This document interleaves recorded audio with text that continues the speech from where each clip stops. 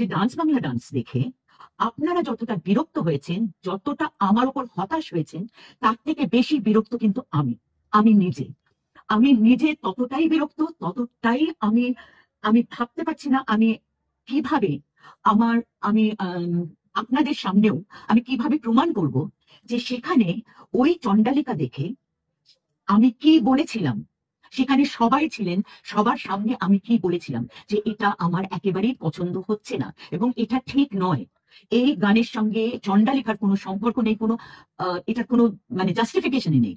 এই কথাগুলো আমি বলেছিলাম এবং ওখানে যারা ছিলেন তাদেরও অনেকে আমার সঙ্গে সহমত হয়েছিলেন, তারাও এগ্রি করেছিলেন।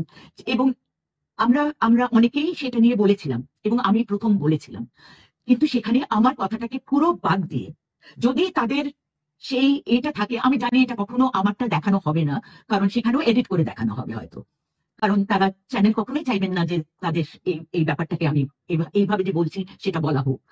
এবং সেখানে আমি আপনাদের কাছে কিভাবে প্রমাণ করব আমি জানি না।